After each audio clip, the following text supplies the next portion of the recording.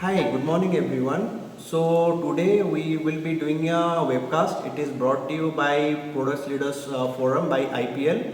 So today I am thrilled to be speaking with Mr. Sudhir Patnaik, industry leader with 26 years of experience in software engineering and academia across US and India.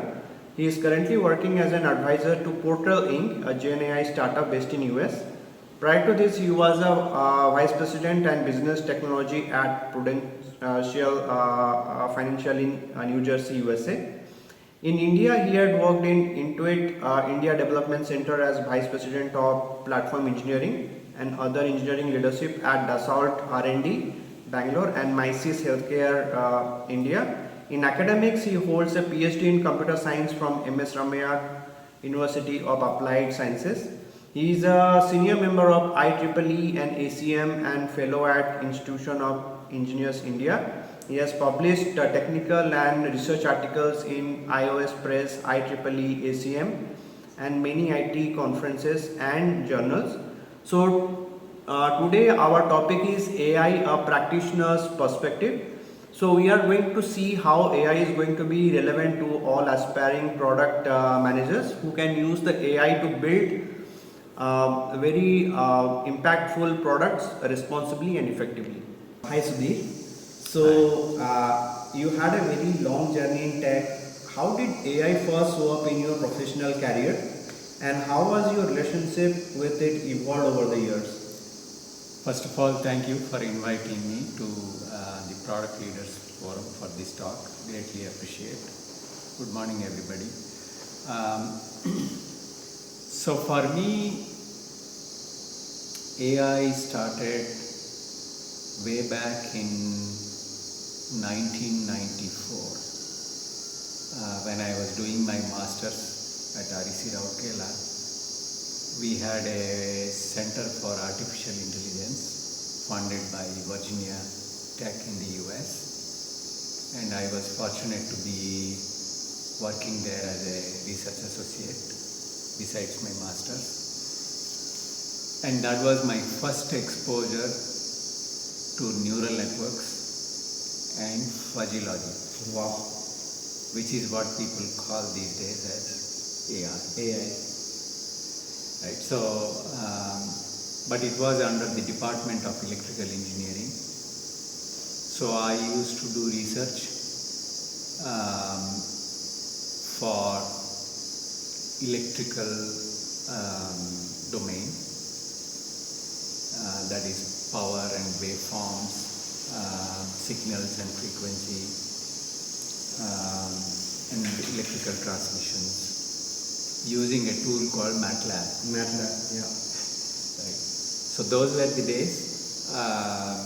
My professor would give me a data, and as we discuss, we'll talk about how data has evolved over a period of time, right? But that was the time when data was given to me in an Excel sheet, and I would just do MATLAB programming and model these using that data and generate the output.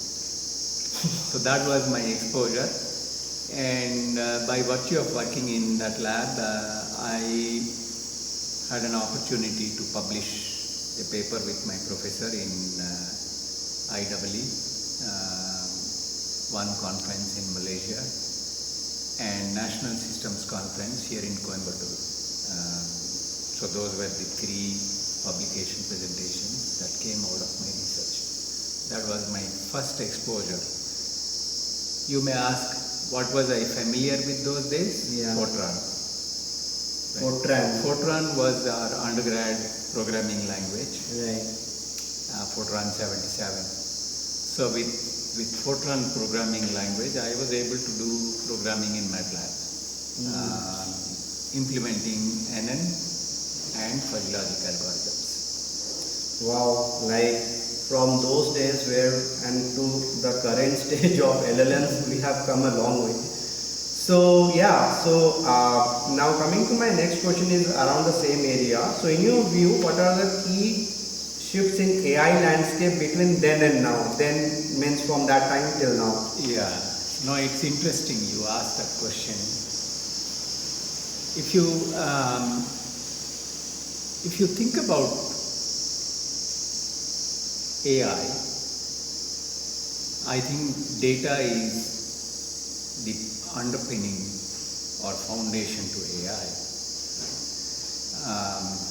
As I said, data was only in Excel sheet, in a Pentium processor, right? Desktop PC. Those were the limitations. So computing was a limitation, right? Why do you see these explosions in AI today? As compared to then, computing is number one. Second one, data is in silo, in a domain, in a segment, right? Very niche. Available in the form of Excel sheet. I wouldn't even say more than 1,000 row. Correct. Okay. Probably 100, 150 data rows. So data is the next one. But if you think of data, why even AI evolved? If you think of today, those days there was data. It is not that data was not available. Data was available those days too. But the dot-com boom, right? The internet, Web 2.0, mobile, cloud computing, quantum computing, social, just made data available everywhere. Right? The connectivity is what I'm talking about, right? And therefore it grew multifold from those days. And you may ask what changed, right? It's the availability of data that actually created these opportunities called AI. Right. Otherwise, we would have been probably doing AI more from an academia perspective. Correct. Right? But the multifold explosion of this data and its availability in many different Democratization of the data. right? Democratization of the data from social, from IoT, from web, right? You name it. It's all available at your fingertips. I think that is what has led to this wave called AI. Right. Absolutely agree. So data is the next one, computing is the first one. Earlier days, we had to do lot of statistical programming. Okay, the technique is largely statistical based. There is nothing called an algorithm exists. You have to write the algorithm. Right. You have to do the mathematics and then implement that mathematics as an algorithm. That was 94 when I was talking about in MATLAB. To today, all kinds of libraries are available. Ready. You just need to build the right data set and get the output that you need. Right. So the algorithm development has become much more easier. Like ChatGPT. Right? So the libraries in GCP, the SageMaker in AWS, right? Microsoft Azure libraries, Apache ML libraries, right? So the availability, the evolution of these ML libraries has made it much easier for data scientists or programmers to do AI at scale with speed.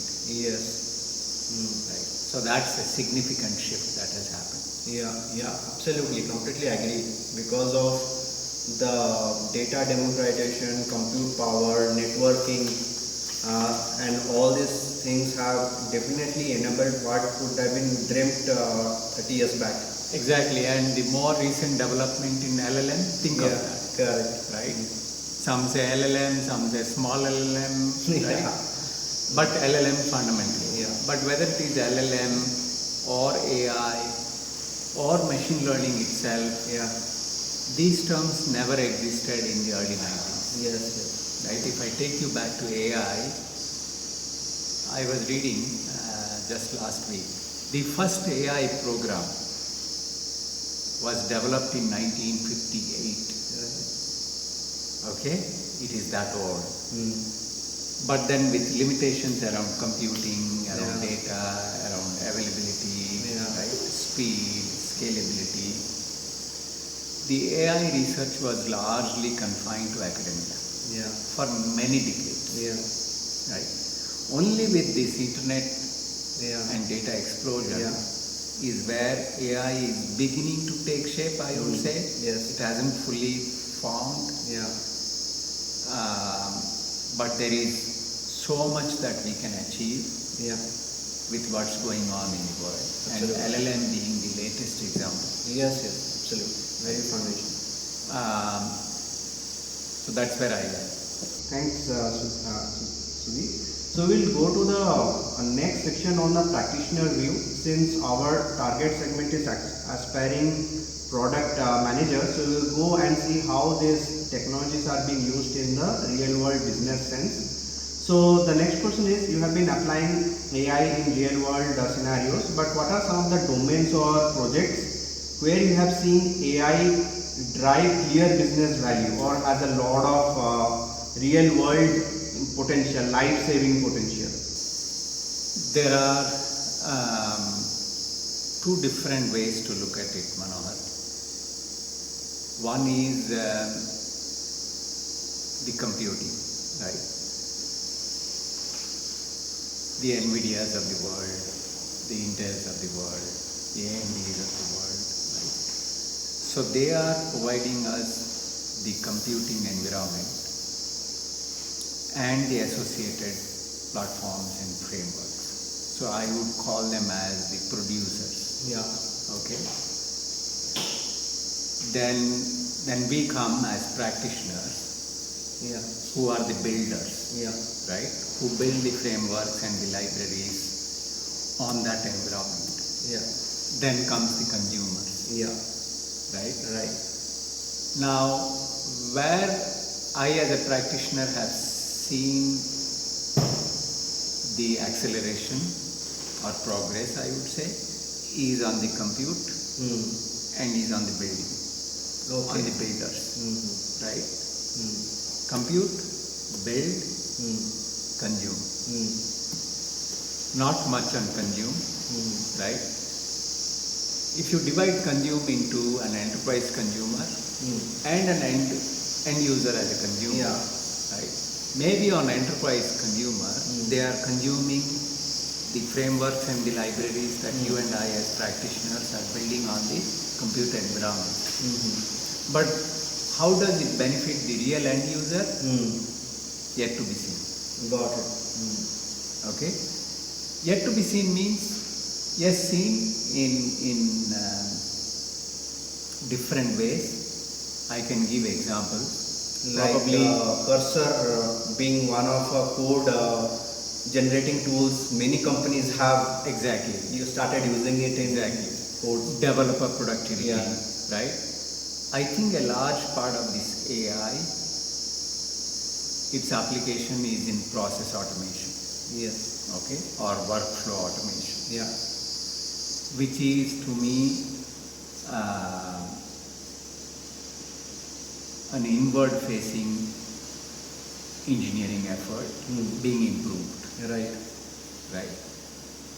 That's where I called it workflow. That's one engineering productivity. Mm. The second one where it has seen is in terms of personalization, Yes. which is largely targeted towards sales and marketing, Sales and marketing. Yeah. right? So an engineering organization is benefiting out of this in terms of productivity. Right. Marketing and communications and sales team is benefiting in terms of personalized communication, Yes. right? Hyper personalized, in Yes. fact. In terms of product, Mm. do you see, because that is where consumers come in, Right. right? Mm. The way at least I have seen is, yes, there is a footprint of AI in terms of personalized recommendations, or I would say consumer behavior, Yeah. right?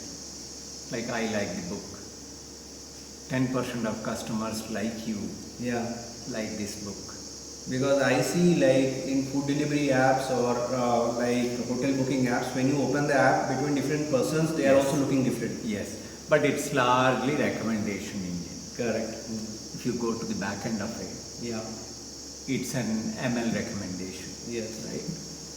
There are many other use cases where you can see the end users being benefited, but we are yet to see that. Right. Having said that, there are other domains where it has significantly made an impact. Is in transportation domain, Yeah. right? The self-driving cars. Yeah. That is where advanced AI technologies like deep learning is applied. Yes. Right? And we have really seen significant benefit to the end user because it's Yes. a self-driving Yes. car, right? And that is where I would say the consumer has benefited by virtue of implementing the deep learning based object detection, Yeah. right, in self-driving cars. Yes. So that's an impact. Direct end user in e-commerce, Yes, in yes. terms of personalized Yes. recommendations. Yes. I think those are largely the two areas that I have seen. Yeah. In big ways. In big ways, It where has come to the mainstream mainstream. Yeah. consumer behavior. Yeah. In a way, it changes the consumer Yeah. behavior, Yeah. right? Now the evolution of e-commerce, the shopping and all of that, I wouldn't categorize that to AI because that is more like digital. Correct. Right? You are driving consumer behavior through digital transformation. It is Yeah. less to do with AI.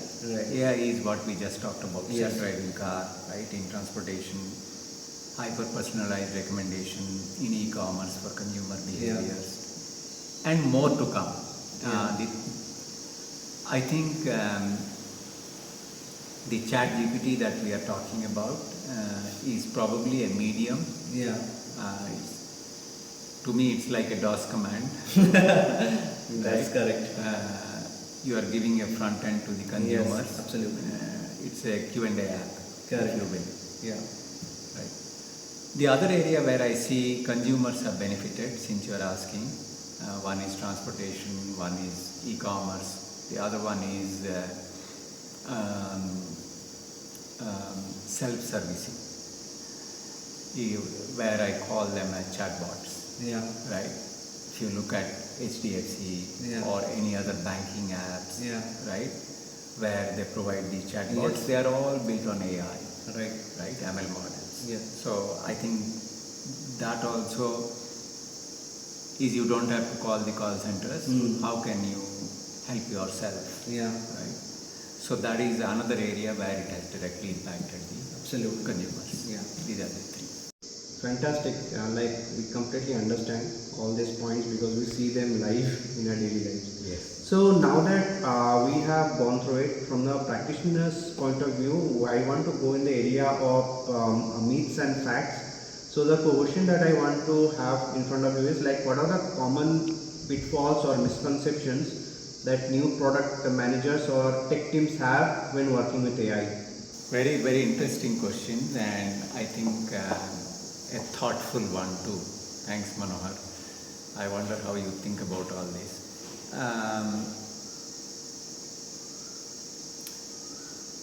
One of the ways to look at it, pitfalls, is for developers like you and I, practitioners. Don't assume that Copilot will produce 100% of your code. Yeah, correct. Right? You need someone to validate, you need someone to build, you need someone to deploy. Well, advancements are happening in ML ops. So hopefully that side of the ML ops also will be automated down the line. Yeah. But having said that, as I said, don't assume that the Copilot or AI equivalent will do everything for you.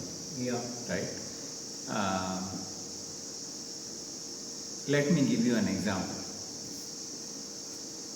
Because on the back end, if you see, yes, it has been trained with those LLMs have been trained with C's, I don't know if it is C++, right, or Java. See, whatever the model, see, the machine has the intelligence only so much that you feed into it. Correct. Yeah. Right? So, whatever programming language and its historical data that we have fed into the model, Yes. only that much it can do. Correct. Right? That's the plus side as well as the minus side. Yeah. So, you must be aware of the limitations of any AI saying I'll generate 100% of your code. Yes. It might generate 90%, but you still need to review, validate. Now there are two ways to look at it. One is you give the existing C, C++ or Java code, Right. or C++, and ask it to convert to Java code. Right? If the model is well trained with C++ libraries, historical data and everything, that is within your repository. Right. Because you can't go outside of your organization boundary. Correct. You see the limitations that I am Yes. talking about? Yes. Yes. The amount of training that you can do to the model is the historical data that exists within your org boundary. Right. Right? And therefore it generates only so much of code. So you need to validate it, correct it, update it. Can it do well in terms of, so this is taking your existing C++ code. Yeah.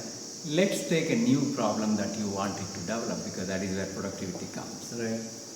This is where the concept of prompt engineering comes. Right. Right. So how well you give instructions or prompts is how well the model will produce the code. Right. So that's why I made that statement that don't assume that, oh, I have this LLM or Copilot and this model and that model and this AI engine that can just produce everything that I like in terms of improving my productivity. So that's for the developers. For the product managers, product owners and business analysts, all in a single domain, if you Right, think of right. it, because all of them work on requirements. and Requirements. objectives, Yes. right? Some are inbound, that is platform facing. Yeah. Some are outbound, that is consumer facing. Right. So it applies to both inbound as well as outbound POs, PMs, in the sense that, as I just explained to you, is how well you structure your question that it can draft a requirement for you. Right. Right? But we seem to understand and have this myth that, oh, the way we are giving today ChatGPT, right? Right. A simple query-based Q&A that is only for knowledge purpose, Yes. like a Google search. Correct. But if you do that and try to generate your requirements, I think it will be similar to what we say an epic, right? A one-liner that no one understands. Right. Right. So this would be my word of caution to both Developer. engineering and product management, that the thinking behind a program or even a requirement has to still come from you. Still come from it. Yeah. Right. Right? AI acts or complements your thinking Yes. and accelerates your productivity. Yes. Agreed. But don't assume that it will Give you the requirement. give you what you want Yeah. to see. 100% correct. Right. Right. Absolutely. Right? So don't get into that trap. Fantastic. So your core programming skill, your core business skill still remains valid. Your understanding is paramount to the Yes. topic of investigation. That intelligence still has to come from you. Yes. Yes. Machine can accelerate it, improve it, make it better, but the core intelligence still has to come from it. Absolutely. Like 100%. So, one last question from the practitioner's point of view. So, from a product manager's lens, what are the non-technical skills that are critical to building AI first products? Yes. First of all, keep in mind for product managers that we are in a data first world. I would want everyone to understand that it is a data first world, right? It was a world before, but right now with the enormous amount of data that's available, petabytes, more than that, it is a data first world. I think that's the first mindset one has to have, product managers, right? So that drives everything. That drives business, that drives insights, that drives KPIs, KRS, everything, right? So that's a fundamental is you must imbibe in your mind or implant in your mind that you are in a data first world. I think your perspective in how you approach a business problem will change. Correct. Right? First principles. First principle. You are in a data first world. We are operating in a data first world. Right? Forget about how data is collected, who ingests it, how it is formatted, how it is made available. That's all engineering problem. Right. Right? If you happen to be an inbound product manager or owner, probably you should focus on the technologies like Snowflake, right? AWS Data Lake, how Data Lake as a technology has evolved. If you are an inbound PM, right? But AI has less to do with anything on those lines, right? Because all you are doing is ingesting the data, preparing it in a way that can be consumed by the business, right? In terms of dashboards. But if you are consumer facing, you already have the skill to understand the consumer requirements, you do the market insights. Maybe the market insights that you need can be gotten through the AI, right? So that is where the skill to develop those insights quickly and process it and understand it to translate them into requirements is probably a skill that is critical. The second one, I would say, you can ask a ChatGPT to write a product requirement, give it a business problem. I think it will draft a requirement, right? The way it drafts a code. So what is key for product managers then? I think the key is, as I said, what do you give it to the prompt? So in terms of skill that you asked, I would say the fundamental skill for the product community, in my opinion, is prompt engineering. Prompt engineering. Okay, anybody can write English. Right. But if the prompt can understand your problem, The constraints. the output will be, the accuracy in output will be equally better. Equally better. I think the next wave of AI will be, we see these, I need AI engineers, right? AI managers. I think that skill focuses largely on prompt engineering. Prompt engineering as a skill for developers and product owners and product managers and business analysts. Has to be like. I think that is probably the fundamental skill that will be needed.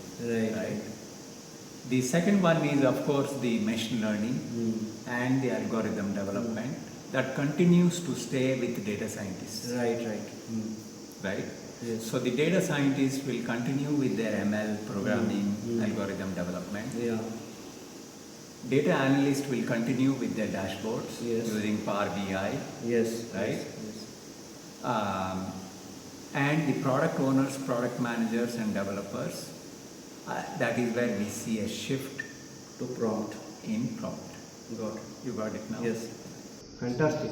Nicely put, and we can clearly understand the layered organization stack through that. Exactly.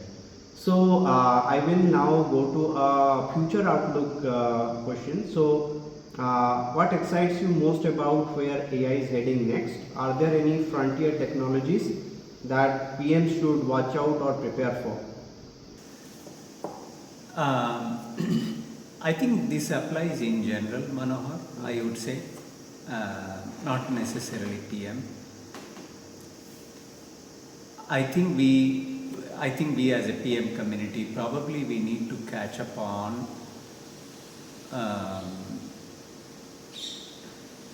the advancements that will take place in prompt engineering. Okay, that is first one. The second one is a better understanding of the consumer behavior, given how this technology shift Yes. is also shifting the behavior of the consumers, Right. Catching up with that Curve. the journey line, right, for consumers as they evolve. Yeah. Because our generation is different, my generation is different, your generation is different, your Yeah. next generation behavior Is different. is very different in how they go about every aspects of their life, Yeah. right? And therefore correspondingly the consumer, them as a consumer and their behavior also Yeah. changes. Yeah. Right? So it's important for the product management community to understand that Change. behavioral change with the technology shift that's happening. Right? That's second. The third one again I would say is never lose sight of the data. Yeah. Okay? Because data will continue to evolve. Yeah. In terms of what I see next generation, I think it's already AR, VR. A lot of advancement happens in that area. Yes. But you will see even more significant developments in virtual reality, Also in usability as well. augmented reality, usability, right? The second one I would say is in IoT, Yes. right? I think there is much more to do in the IoT space than what we do today, right? We think of IoT only as kiosks. Yeah. Yeah. It's mere definition, Correct. right, in our mind. But it's a much broader area than Yeah. just medical diagnostics being one of the Yes. example, right? Yes. And so the IoT is another space, right? The third one I would say is in the medical technology area. In terms of robotics engineering, Yeah. that's where a lot of advancement in AI. Robotic surgeries are also becoming a norm of the day. Exactly. Remote surgery. Exactly, right? I think those are the key areas where you will see a lot of advancement. But fundamentally, you have to realize any advancement that influences a consumer behavior or benefits a consumer, the underlying science is still the ML. Yeah. Right? Absolutely. Foundation. ML, DL, those algorithms. Yes. Right. So that is where I would see future would go.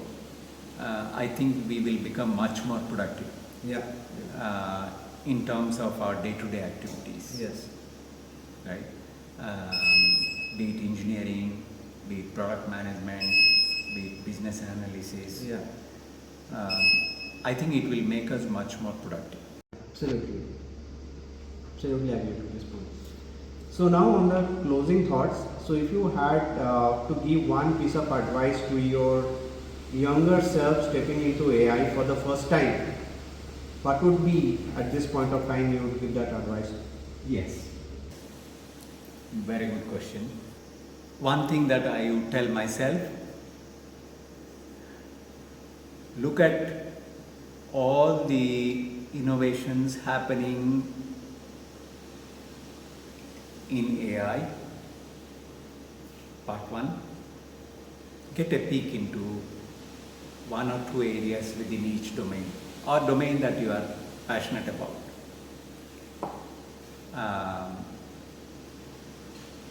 I talked about HR. I talked about non-human identity, Yeah. right? There is a lot happening in music. Yeah. Um, Even legal also. I mean, even legal, Yeah. right? Having said that, what I would say, to myself, I would do is go and sign up for one or two of these products as a beta user, Got it. and then start using the product. Mm.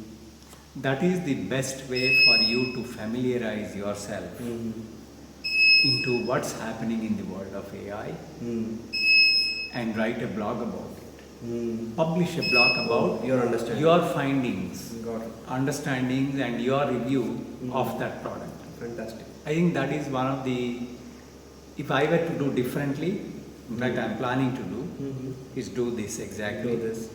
Is do a product review as a beta user and publish your review for others to benefit. You do that for fewer products and you keep an eye on improvements in those products. I think you will have a good view of the developments that are happening in this world space. of AI. Correct. I think that's the only way you can continue to learn and stay connected with developments in AI. Fantastic. Thank you, Sudhir. So this was a really incredibly insightful discussion we had.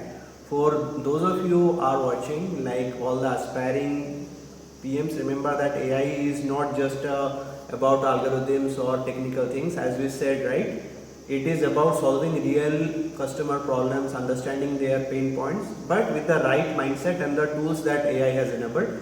So with that, we will end our discussion. Thank you for watching, and I hope we really learned a lot from Sudhir. Thank you, sir.